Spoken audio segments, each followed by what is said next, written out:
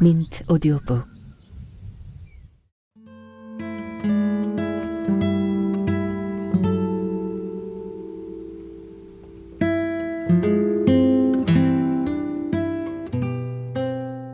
낙타와 함께 걷다.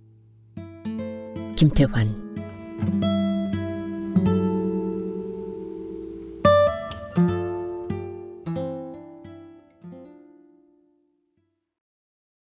내 앞에 사막이 나타난 것이 언제였는지는 정확하지 않다. 어쩌면 사막보다는 낙타가 먼저 내 앞에 나타난 것인지 모른다. 나는 어쩌다 내 삶이 아득한 낭떠러지에 다다른 것처럼 곤교할 때나 빛도 없는 깜깜한 갱도에 갇힌 것처럼 세상이 나를 압박해 들어올 때, 그럴 때면 어김없이 눈부신 햇살이 온종일 내리쬐는 사막을 떠올리곤 했다. 실제로 나는 사하라 사막이나 타클라마칸 사막의 언저리에서 끝간데 없는 모래 지평선을 바라보며 서성이다 맥없이 돌아온 적이 있었다. 한 번은 네바다의 인디언 스프링스에서 마을을 벗어나 한나절을 북쪽 사막으로 걸어가다 돌아온 적도 있었다. 내 전생이 사막을 떠돌던 유랑민의 무리였는지 아니면 한 마리 낙타였는지 모른다. 대학병원의 담당 의사가 이제는 준비를 하셔야겠습니다 하고 단호하게 사형 선고를 내렸을 때도 나는 전혀 당황하지 않았다. 길어야 3개월. 내가 시간이 얼마나 남았느냐고 물었을 때 의사는 한 번 더 확인 사살을 했다. 췌장암은 굳이 검사를 하지 않는 이유가 어차피 발견되고 나서는 치료 방법이 없기 때문이라고 했다. 막막한 낭떠러지에서처럼 현기증이 이는 사막이 내 앞에 펼쳐졌다. 머리 위로 눈부신 태양이 쏟아져 내리기 시작했다. 이미 사막의 한복판에 들어와 있는 느낌이었다. 눈물을 보이기엔 시간이 너무 짧았지만 3개월은 축복받을 만한 시간이란 생각이 들었다. 상황에 따라서는 되돌아볼 여유도 없이 순간적으로 종지부를 찍어야 하는 삶도 부지기수일 터이다. 낙타를 찾아야지. 사막에 가기나 낙타를 찾기나 그게 그거였지만 버킷리스트 1번이 그것이었다. 나는 최근 들어 예전에 한 번씩 얼쩡거렸던 사막보다는 호주의 사막을 생각하고 있었다. 다윈으로 가리라. 병원에서 돌아온 뒤로 눈코 뜰 새 없이 바빴다. 회사 주식은 이미 아내와 딸 그리고 사위 앞으로 고르게 나눠져 있었고 잔 정리밖에 할 게 없었다. 하룻밤을 자고 나도 잠자리를 정리해야 하는데 60년을 살고 난 뒤에 정리할 게 없을 수는 없었다. 너무나 덤덤히 일을 처리하는 나를 보며 아내는 쉴 새 없이 눈물을 흘리고 다녔다. 너무 상심하지 마. 살 만큼 살았는데 억울할 것도 없지. 내가 먼저 가서 자리 잡고 있을 테니까 천천히 와야 해. 시집 갈 생각은 하지 말고 남자든 여자든 친구를 많이 사귀어. 외로울 테니까. 어떻게 여행을 떠나는 사람처럼 태어날 수가 있어요? 아내는 나를 나무랐다. 그렇게 하지 않으면 달리 어떻게 해볼 도리도 없는 거 아니야. 담담하게 대답했더니 아내는 그냥 펑펑 울어버리고 마는 것이었다. 삶이 여행이 아니라면 무엇이었을까? 삶이 끝나는 과정도 여행과 같은 것이라 생각하고 담담하게 마음을 주술렀다. 되돌릴 수 없는 여행. 다시 옛날로 시간을 되돌려도 어쩔 수 없이 삶은 진행형으로 달려갈 뿐이다. 그러나 딱 한 번, 딱 한순간 시간이 멈춘다면, 시간을 되돌릴 수 있다면 낙타를 사막으로 내몰지는 않았을 것이다. 석 달이란 시간밖에 주어지지 않은 삶이지만 몸이 무척 피곤하거나 통증이 심하지는 않았다. 대장암까지 초기 단계를 넘어섰다고 하지만 자주 용변을 보는 것 외에는 별다른 증상을 느끼지 못했다. 곧바로 여행을 가려고 해. 아마 다윈으로 갈 거야. 호주 대륙에 사막이 있다는 사실을 모르고 있는 사람도 있었다. 내가 아는 대부분의 사람들은 내가 시한부 삶을 선고받았다는 사실을 알고 있었지만 너무나 덤덤한 나를 보며 깜박깜박 속아 넘어가는 눈치였다. 나는 사막여행에 필요한 장비들을 구해 짐을 꾸리기 시작했다. 식료품은 물론이고 밤이슬을 모아 식수로 사용할 수 있는 장비까지 챙겼다. 3개월이란 짧은 시간을 감안해서 되도록 빠른 시간에 사막에 갈 수 있도록 서둘렀다. 일주일 뒤에 탈 수 있는 항공편도 예약했다. 시드니로 가는 편도 예약이었다. 시드니에서 다윈이나 퍼스로 국내선 비행기를 이용할 생각이었다. 모든 준비를 마치고 나니 마음이 한결 가벼워졌다. 아내는 나의 마지막 사막여행에 대해 끝까지 믿을 수 없다는 표정이었다. 아니, 정말 사막으로 가겠다는 거예요? 그 몸으로? 괜찮아. 몸이 이 지경이 되었으니 사막으로 가려는 거야. 너무 걱정하지 마. 삶이란 게 그렇잖아. 누구든 왔다가 떠나가는 게 삶이야. 물론 마음이 아프지만 부차하게 병원 침대에서 이별하는 것보다는 인천공항 출국장에서 헤어지는 게 더 낫지 않아? 아무리 논리적으로 설명을 해도 아내를 설득시키기는 무리일 것 같았다. 그러나 부부간이라 할지라도 죽음의 문제까지 협의를 해야 하는 건 아니라고 생각했다. 순식간에 타인의 힘에 의해 결정되는 것보다는 얼마나 자유롭고 낭만적이기까지 한가. 3개월은 충분한 시간이다. 광주로 가는 KTX에 올랐다. 무슨 일을 하든 그것이 마지막이라는 느낌이 그리 유쾌하지는 않았다. 어느덧 9순이 넘어 귀까지 어두워진 그녀에게 무슨 말을 해야 할까. 이제는 사막으로 가는 일밖에는 내가 할 수 있는 일이 더 이상 남지 않았다고 말하면 그녀가 알아들을까. 아니면 이제야 낙타를 만나러 가게 되었다고 하면 혹시 이해할 수 있을지도 모를 일이다. 열차가 300km에 가까운 속도로 가속을 하고 있을 때 휴대폰이 울렸다. 강기태였다. 휴대폰 연락처의 제일 첫머리에 저장되어 있는 이름이다. 그 다음이 강병중이고 다음이 강진서던가 그렇다. 나는 휴대폰 안의 연락처들을 모두 삭제하려고 마음먹었던 일을 실행하지 않은 것을 후회했다. 80개나 18개라면 좋으련만 800개가 넘는 전화번호가 다 무슨 소용인가. 운전 중이라 전화를 받을 수 없습니다. 라는 문자를 자동으로 발신한 뒤 휴대폰을 주머니에 넣었다. 열차를 내가 운전하는 것은 아니지만 누군가가 운전하는 탈 것에 타고 있으니 운전 중이라는 말이 그렇게 어긋난 것은 아니라는 쓸데없는 생각을 하며 희미하게 웃어보았다. 강기태. 휴대폰은 주머니에 넣었지만 그의 이름은 주머니를 기어나와 머릿속을 파고들었다.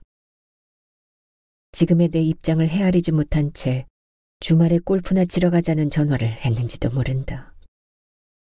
시간이 넉넉하게 1년쯤 남아있다면 한 번쯤 그와 골프를 쳐도 괜찮을 것 같다는 생각이 들었다. 그의 골프는 빈틈이 보이지 않게 완벽했다. 그렇다고 실력이 프로골퍼처럼 완벽한 것은 아니었다. 골프는 실력으로 겨루는 게임이 아니야. 룰의 게임이지. 그래서 골프가 신사의 운동이라는 거야. 그가 입버릇처럼 하는 말이다. 그와 같이 골프를 쳐본 사람들은 그의 강팍한 취향을 아는지라 디봇에서 슬그머니 볼을 꺼내놓는다든가 벙커에서 발자국 안에 들어간 볼을 로컬 룰이라며 드러내지 못했다. 그린의 푸청천이 되었다가 경기위원이 되었다가 그냥 강위원이 되었다. 그는 동반자들이 강위원이라고 불러주는 걸 오히려 즐거워했다. 이왕이면 위원보다는 의원으로 불러달라고 농을 던지곤 했지만 정말 그의 심중에 금배지를 단 의원이 되고자 하는 열망이 전혀 없는 것은 아니지 싶었다. 강기태 때문에 내가 얻은 별명은 여우였다. 여우라는 짐승이 그렇게 호감이 가는 동물은 아니기 때문에 나는 탐탁지 않았다. 경주에 있는 마우나 골프장의 9번 홀에서였다. 내가 친 볼이 정확하게 그린으로 방향을 잡긴 잡았는데 거리가 문제였다. 볼은 그린 앞에 벙커에 그대로 박혀버렸다. 부드러운 모래가 줄줄 흘러내릴 정도의 경사에 떨어진 볼은 콩알만큼 모습을 보인 채 모래 속에 박혀버리고 말았다. 샌드위치를 들고 볼 앞에 서자 부드러운 모래가 골프와 안으로 밀고 들어왔다. 모래가 자꾸 무너져 내리는 바람에 샷의 방향도 자꾸 어그러졌다. 자세를 고쳐 잡으면 고쳐 잡을수록 모래 수렁 속으로 파고들었다. 급기야는 볼이 들어가 있는 부분의 모래까지 흘러내릴 판이었다. 저절로 볼이 모래에서 굴러나온다면 의도적인 행위로 간주되어 투벌타가 될 판이었다. 할 수 없이 불안정한 자세에서 친 볼은 벙커를 빠져나오기는커녕 모래 속에 깊이 박혀 모습을 찾을 수 없게 되어버렸다.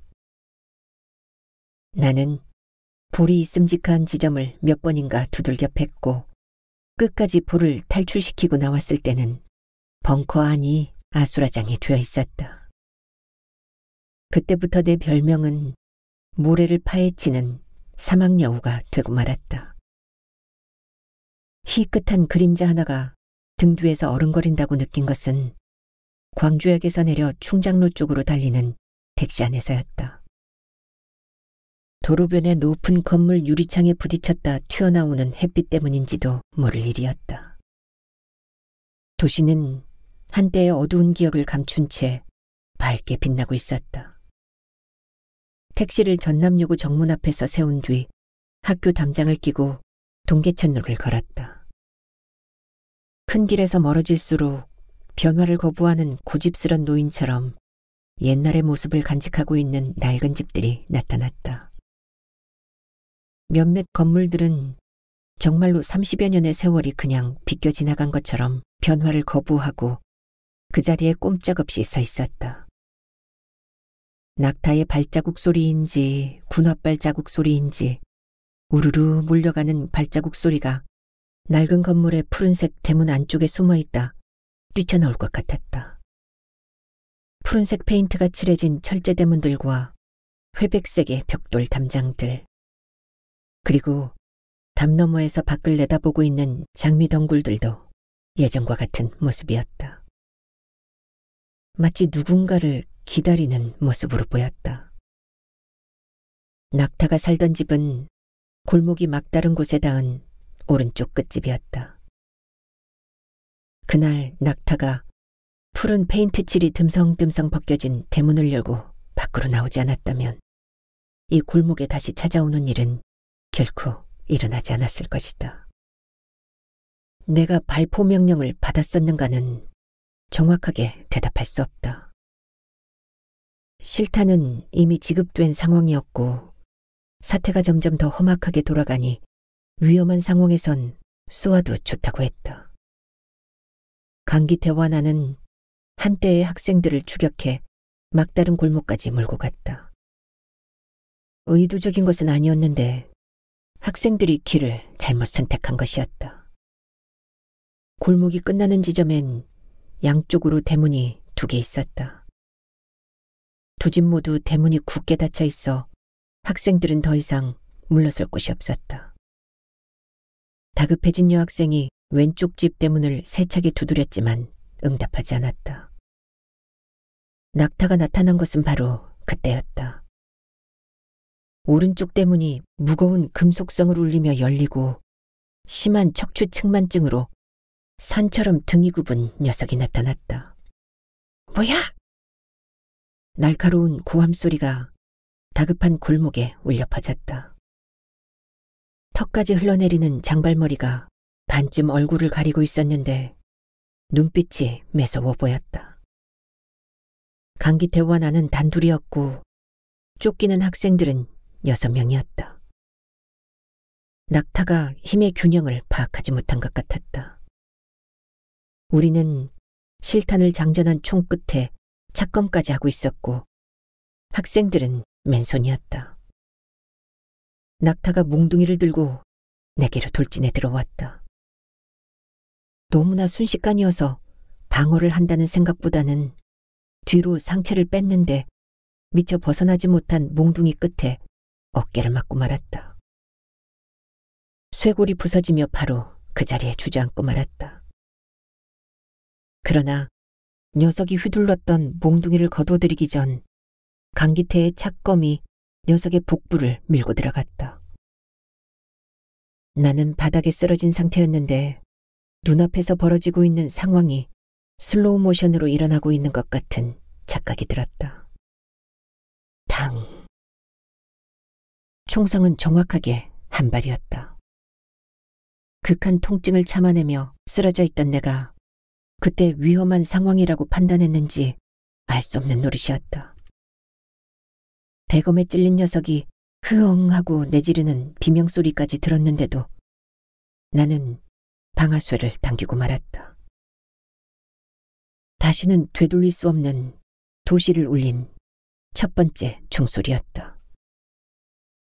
총알은 정확하게 아래쪽으로 복부를 뚫고 들어가 굽은 척추를 부숴버린 뒤 허공으로 빠져나갔다. 녀석의 몸이 공중으로 솟아오른 뒤에 바닥으로 털썩 떨어졌다. 모두의 동작이 석상처럼 굳어져 있었다. 사이렌 소리를 아득하게 들었고 다른 동료들의 군화 발자국 소리를 들었고 더 이상의 다른 기억은 거기에서 더 이상 떠오르지 않았다. 대전 국군병원에서 부서진 쇄골을 이어붙이는 수술을 받았다. 쇄골 밑에 갈비뼈까지 골절이 되어 있어 자칫 심장에 가해진 충격 때문에 생명이 위독할 수도 있었다고 했다. 철심을 받고 6개월간의 치료를 받고 부대에 복귀했을 때 세상은 너무나 태평하게 얄미울 정도로 잘 굴러가고 있었다. 강기태와 나는 무공 훈장을 받았고 1년 뒤 제대를 한 뒤 청와대 경호원으로 채용되는 특혜를 받았다. 나는 강기태와 함께 나라를 구한 영웅이라도 되는 것처럼 우쭐한 기분으로 사회생활을 시작했다. 그러나 시간이 지날수록 나는 하고 있는 일에 회의감이 들기 시작했는데 기태는 달랐다. 승진운까지 더해지며 탄탄대로를 걸었다. 나는 고작 1년 하고 8개월을 근무한 뒤 사직서를 내고 말았다. 전국을 휘감기 시작한 반발의 기운들이 곳곳에서 스멀스멀 연기처럼 피어오르기 시작하던 무렵이었다. 꿈속에서 낙타가 찾아왔다. 바닥에 얼굴을 붙인 채 입안에서 피인지 타액인지 분간이 안 되는 점액질의 액체를 흘리면서 초점이 흐려진 눈동자로 나를 바라보고 언제까지고 누워 있었다. 나도 바닥에 볼을 갖다 붙인 채 녀석의 텅 빈 듯한 얼굴을 마주 바라볼 뿐 어떻게 해볼 도리가 없이 누워 있었다. 강기태와는 그때의 일을 단 한 번도 입에 올린 적이 없었다. 암묵적인 약속이 두 사람 사이에 석고처럼 단단히 굳어져 있는 듯했다. 만약에 내가 그에게 대검으로 찌른 건 바로 너야 하고 말했다가는 돌이킬 수 없는 혼란의 구렁텅이로 굴러떨어질 것 같았다. 총을 쏜 건 누군데? 최초로 네가 쏜 총소리 때문에 사태가 걷잡을 수 없게 돌아갔다는 생각은 안 해봤어? 그가 내뱉은 말은 총알보다 무섭게 나의 머릿속을 파헤치고 말 것이었다. 35년 전에도 금속성을 내며 열리던 파란 철대문이 고통스런 쇳소리를 내며 열렸다. 나는 일부러 큰 소리로 헛기침을 하며 마당 안으로 들어섰다. 처음 이 집의 대문을 열고 들어선 것은 낙타가 떠나고 10년이 넘게 흐른 뒤였다. 광주를 찾아왔다가 목포까지 가서 배를 타고 이름조차 몰랐던 섬으로 가서 한 달을 살다가 다시 광주로 돌아와 예전의 골목을 어렵사리 찾을 수 있었다. 5가구밖에 살지 않는 섬에서 민박을 하며 아침부터 저녁까지 바닷가를 쏘다녔다. 알 수 없는 무엇인가를 찾겠다는 일념에서였다. 한 번은 물이 빠진 뻘밭으로 정신없이 걸어나갔다가 물이 들어오는 때를 놓쳐 물속에 갇힌 적도 있었다. 바닷물이 턱까지 차올라 헤엄을 쳐야 하는 상황이 되어서도 나는 꼼짝하지 않고 뻘 속에 발을 묻은 채 무언가를 기다리고 있었다. 왜 그 순간에 낙타가 대문을 열고 나왔는가?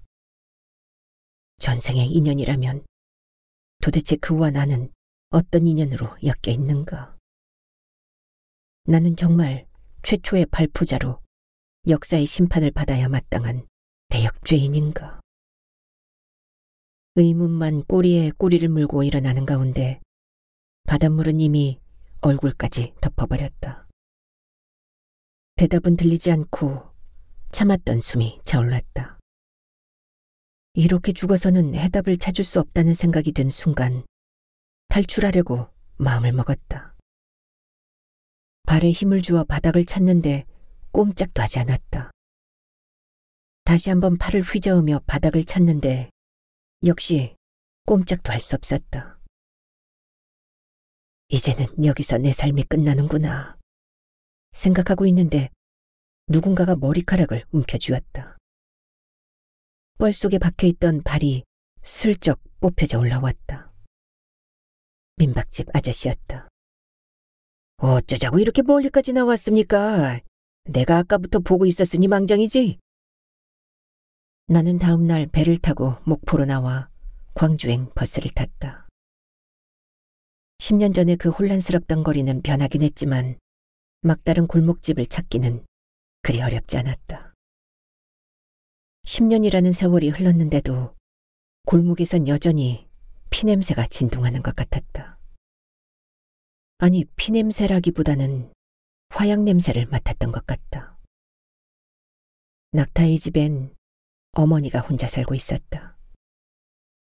나는 내가 누구라고 입을 떼기가 쉽지 않았다. 무조건 그녀 앞에서 무릎을 꿇고 머리를 땅바닥에 박았다. 죽여주세요. 잘못했습니다. 자초지종을 듣고 난 그녀는 넋이 나간 사람처럼 망연자실 눈길을 허공에 둔 채 몸이 굳은 듯했다. 한참 후에 허공을 바라보고만 있던 그녀의 눈에서 눈물이 흘러내리기 시작했다. 양쪽 볼을 타고 흘러내린 눈물이 턱에서 모여 수돗물처럼 쏟아져 내렸다. 아이고 상태야, 이 녀석아, 이 불쌍한 녀석아. 울음소리까지 가세하자 집안은 순식간에 아수라장으로 변해버렸다. 잠시 후엔 옆집에 살고 있는 노부부가 들어와 그녀를 달랬다. 진정하세요. 그런다고 죽은 아들이 살아서 돌아오겠소. 지난 일은 다 잊고 살아야지. 군인 양반은 못하러 왔대요? 잘못했습니다. 제발 저를 죽여주십시오. 아이고, 군인 양반도 사람을 죽여놓고 가시방석에서 살았구먼. 이게 다 그 새끼 때문이야. 군인들은 죄가 없지. 1시간쯤 지난 뒤에 중년의 남자가 찾아와 울부짖는 여자를 달래자 울음소리는 순간적으로 더 높아졌다. 아이고 얘야, 이 일을 웃잔다니. 상태가 불쌍해서 웃잔다니. 남자는 노모를 끌어안고 달래면서 나를 돌아보았다. 10년 전에 보았던 그런 살기에 찬 눈빛은 찾아볼 수 없었다. 어머니, 진정하세요. 우리 상태만 당한 게 아니에요. 수백 명이 죽었는데 아직까지 이렇게 찾아와서 무릎을 꿇은 사람은 한 명도 없었어요. 그래도 천성이 착한 사람인 것 같아요. 이제 그만 고정하세요. 그날 저녁 나는 낙타의 형이라는 사람과 저녁을 같이 먹은 뒤 낙타의 방에서 밤새워 이야기를 나누었다. 녀석의 이름이 이 상태라는 것과 나와 나이가 동갑이었다는 것, 그리고 불편한 몸 때문에 화가가 되고 싶어 집에 틀어박혀 그림만 그리며 살았다는 걸 알 수 있었다. 몸은 그래도 영혼이 순수한 아이였어. 내가 어려서부터 함께 자라서 잘 알아. 우리 집 마당에 장미가 만발했다 떨어지면 어머니가 동생에게 쓸어내라고 시켰는데 동생은 그걸 쓸어내지 못했어. 손으로 일일이 떨어진 꽃잎을 주었지. 그걸 마루 위에 널어놓고 말리고 있는 거야. 그런 녀석이 어떻게 몽둥이를 들고 밖으로 뛰쳐나갔는지 이해가 안 돼. 그날 밤 낙타의 형님과 밤을 새다시피 이야기를 나눈 뒤 내 기억 속에서는 낙타의 모습이 생생하게 살아서 움직이기 시작했다. 사막으로 가리라. 낙타를 만나러. 대문이 열리는 소리에도 안에서는 기척이 없었다. 툇마루 앞에 신발이 있는 걸로 보아 집을 비우지는 않은 것 같았다. 어머니, 제가 왔습니다.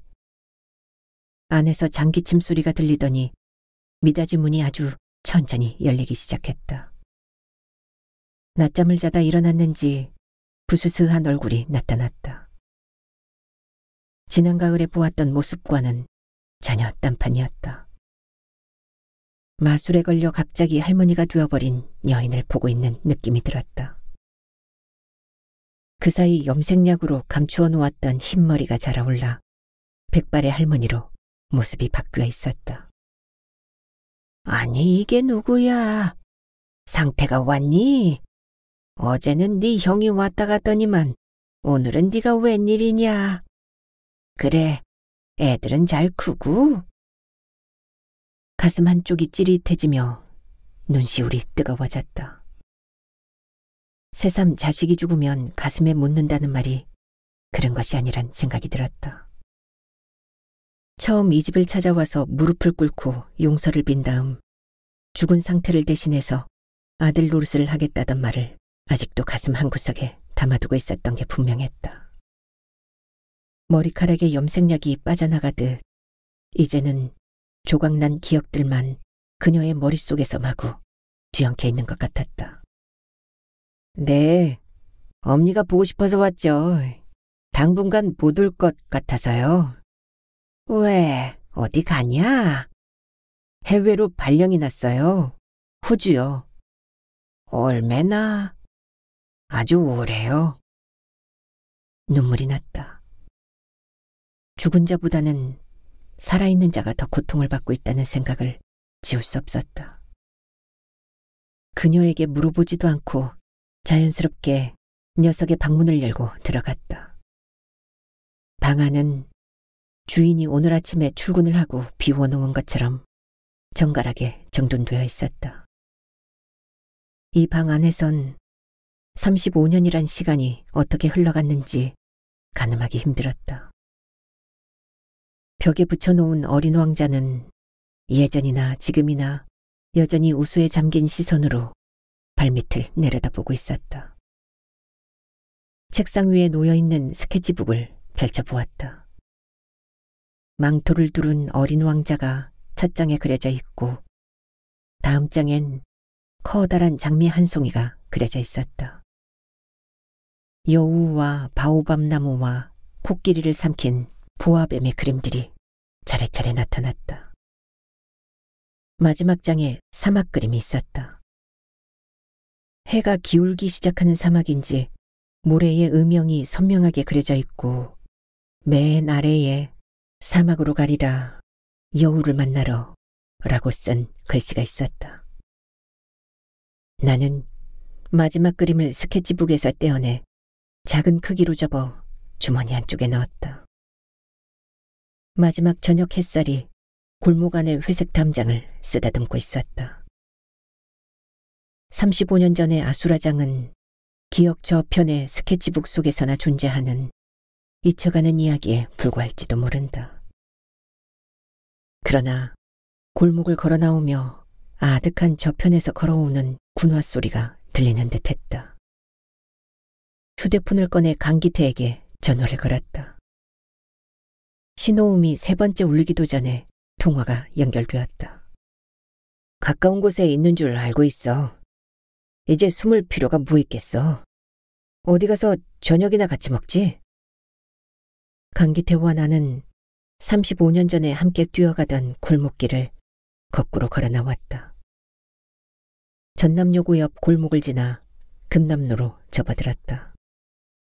내가 항상 옆에 있었다는 걸 알고 있었네. 언제부터 알았어? 언제부터는 사고가 나고부터지. 뻘밭에서 살려준 것도 나라는 건? 알아. 하긴 내가 너고 네가 나나 마찬가지인걸. 어쨌든 고마워. 덕분에 오늘까지 잘 살았으니까. 작은 회사라도 하나 만들어서 오늘까지 그럭저럭 편하게 살아온 것도 강기태의 힘이 크게 작용한 덕분이었다. 강기태와 나는 목적지도 정하지 않고 광주역 방향으로 계속 걸어갔다. 예전의 모습은 이제 찾아볼 수 없을 만큼 도시는 변화를 계속하고 있는 중이었다. 번화한 고층 빌딩 위에서 저녁 구름이 거리를 물끄러미 내려다보고 있었다. 거리를 오가는 사람들의 발걸음이 경쾌해 보였다. 지극히 평범한 하루의 저녁 시간이었는데 강기태와 나는 35년 전의 과거를 헤매고 다니는 유령과 같다는 생각이 들었다. 도시가 너무 밝아 보이는 것 같지? 그래. 사막에는 꼭 가야 하나? 낙타는 사막으로 보내야지. 설마 거기까지 따라오는 건 아니겠지? 녀석은 대답 대신 씩 웃어 보였다. 그 옅은 웃음은 네가 제1호 발포자야 하고 못을 박는 의미로 받아들여졌다. 네가 섬에서 나와 처음 그 집을 찾아갔을 때 우린 총 비상에 걸렸었어. 10년 만에 발생한 최초의 사건이었거든. 더군다나 너는 최초의 발포자였잖아. 녀석을 죽인 건 나였지만. 나는 강기태의 눈을 잠시 동안 바라보았다. 녀석도 최초의 살인자라는 꼬리표를 달고 다니느라 무척 힘들었구나 하는 생각이 들었다.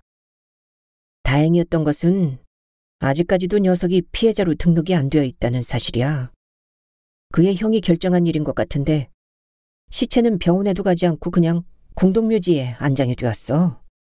원칙대로라면 5.18 묘역의 첫 줄에 묻혔어야 하는데 말이지. 너는 우리들의 기록에 첫 번째 발포자로 되어 있지만 피해자에 대한 언급은 빠져 있어. 실체가 없는 거지. 그냥 허공에 총 한 발을 쏜 것뿐이야. 상가들이 불을 밝히기 시작했다. 어둠이 내린 거리에는 오가는 사람들의 발길이 더 분주해지고 있었다. 아무도 옛날의 그 아픔을 기억하고 있지 않은 것처럼 거리는 너무나 평온했다. 강기태와 나는 광주역 가까이까지 와서 괜찮아 보이는 식당으로 들어갔다. 아직은 손님이 많지 않아 거리가 빤히 내다보이는 창가에 자리 잡았다. 같은 또래쯤으로 보이는 주인 남자가 인상 좋은 얼굴로 다가와 주문을 받았다. 이 집에서 뭐가 제일 맛있습니까? 다 맛있습니다. 돼지갈비도 맛있고 순두부 정식도 끝내줍니다. 여기서 장사한 지 오래되었습니까? 그럼요. 우리 할머니 때부터 내려오는 원주집이거든요. 제가 3대째입니다. 주인 남자는 벽에 걸린 흑백 사진을 가리켰다. 나이 든 할머니 사진이 2장 걸려 있었다. 왼쪽이 우리 할머니고 오른쪽이 우리 어머니입니다. 아, 네. 그 옆에 사진은 옛날 우리 가게 모습이죠. 겨울에 사진을 찍었는지 이파리가 모두 떨어진 가로수 뒤로 기와를 올린 2층 상가의 모습이 정겹게 느껴졌다. 손으로 쓴 것 같은 한글 간판도 예스러운 느낌을 주고 있어 보기에 좋았다. 저 건물 사진은 언제 찍은 겁니까? 엄청 오래된 것 같은데. 70년대에 찍은 겁니다. 그땐 우리 할머니가 살아계실 때였죠. 70년대면 광주 사태 이전에 찍은 사진이네요. 그렇죠. 더 이상 질문을 계속하다가는 피비린내 나는 역사의 현장으로 되돌아갈 것이 뻔해 보였다. 주인 남자와 대화를 중단하기 위해 순두부 정식과 소주 한 병을 시킨 뒤 창밖으로 시선을 끌고 갔다. 사진 속에서 이파리를 모두 떨군 플라타너스는 은행나무로 바뀌어져 푸른 잎을 달고 있었다. 한참 동안 창밖을 바라보던 강기태가 나지막이 입을 열었다. 우리가 이 앞으로 총을 들고 걸어갔을까? 그랬겠지. 그때도 그랬지만 지금도 실감이 나지 않아. 영화 한 편 보고 온 느낌밖에 들지 않아. 그때의 나는 내가 아니었던 것 같아.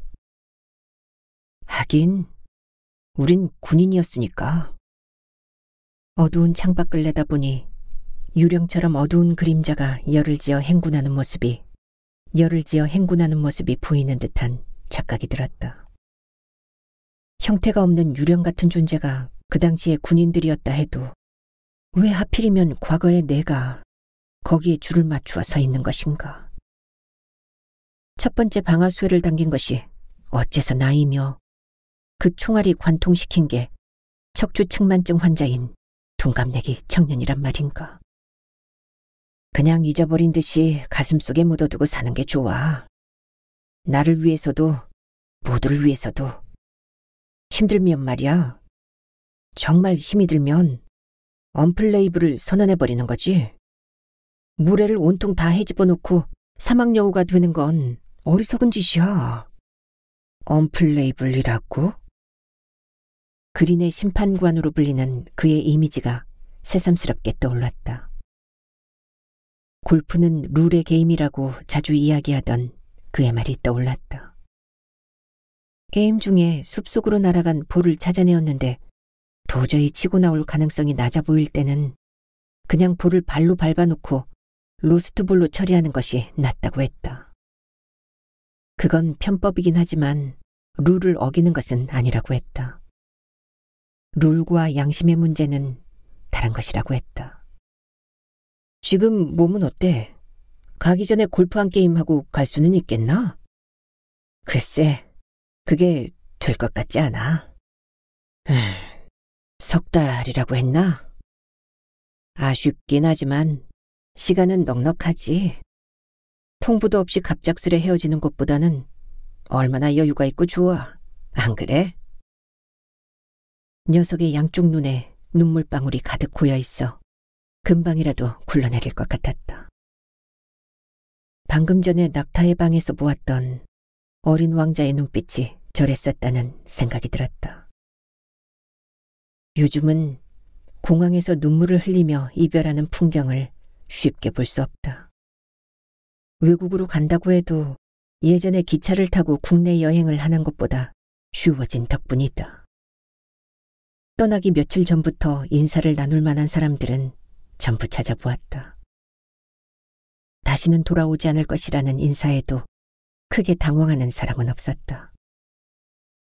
마지막 이별치고는 얼마나 근사한가. 정말 결정을 잘했다는 생각이 들었다. 아내와는 몇 날 며칠 밤을 눈물로 버무린 시간을 가졌지만 정작 떠나는 날에는 눈물이 나오지 않았다. 출국장 앞에서 아내를 끌어안고 아주 오랜 시간을 보낸 다음 뒤돌아보지 않고 빠져나왔다. 시드니 공항에 내렸을 때는 반팔 소매가 민망하리만치 날씨가 서늘했다. 오페라 하우스가 한눈에 내려다 보이는 샹그릴라 호텔에서 이틀 밤을 묵으면서 여행사를 통해 사막여행을 예약했다. 하루가 지나서 동행할 영국 청년 2명을 구했다며 바로 다음 날 출발할 수 있도록 해주었다. 저녁에 킹스크로스로 나가 거리를 조금 돌아다니다가 괜찮아 보이는 바를 찾아 들어갔다. 손님은 예전에 비해 눈에 띄게 줄었다. 한때 불야성을 이루던 킹스크로스의 영화는 사라지고 없었다. 현지인으로 보이는 몇몇 나이든 백인들이 자리를 잡고 맥주를 홀짝거리고 있었다. 나는 바텐더에게 맥주 한 잔을 주문하고 $10를 팁으로 건네주었다. 사막으로 힘든 여행을 가야 하는데 몰핀을 구할 수 있느냐고 물었다. 바텐더는 테이블에 둘러앉은 젊은 백인 남자를 부르더니 나에게 소개했다. 얼마나 필요합니까? 조금 많이. 한 달 정도 사용할 수 있는 양이면 좋겠는데. 한국에서라면 바로 감옥에 가야 할 일이 킹스크로스에서는 자연스럽게 이루어졌다. 통증으로 사막에서 주저앉을 일은 없어졌다. 퍼스로 가는 비행기는 좌석이 반쯤 비어 있었다. 기온이 서서히 겨울로 접어들고 있기 때문이었다. 찰스라고 자기를 소개한 동행자는 자리에서 일어나 내 옆으로 다가와 앉아도 좋으냐고 물었다. 금발의 파란 눈의 전형적인 영국인이었다. 사막엔 무엇 때문에 가십니까? 사막이 거기에 있으니까. 조지 멜러리를 아십니까? 알다마다. 그가 영국 사람인 것도? 물론. 정말 좋아요. 당신은 뭐하러 사막에 가는가? 나 또한 사막이 거기 있기 때문에. 사실은 친구들과 게임을 하러 가요. 작년에 우리 친구들 둘이 사막에 물건 하나를 묻어놓았거든요. 우리가 좌표만 가지고 가서 찾아오는 게임이죠. 참 싱거운 녀석들이란 생각이 들었다. 먹고 살기가 넉넉하니 별 쓸데없는 짓들을 다 하고 다니는구나 생각했다. 당신은 사막에서 뭔가 찾아야 할 게 없나요? 왜 없겠어? 바로 낙타야. 낙타는 거기 없어요. 시드니의 탈원과 동물원에 있는데. 녀석은 푸른 눈을 크게 뜨고 익살스런 표정으로 나를 바라보았다. 나는 마주보며 웃어준 다음에 오른손을 들어 왼 가슴을 가볍게 두드렸다. 그러자 주머니 속에서 잠들어 있던 낙타 한 마리가 길게 하품을 내뱉으며 무릎을 세워 올렸다. 나는 오래도록 솟아오른 낙타 등을 올려다보며 까무룩 잠에 들고 말았다.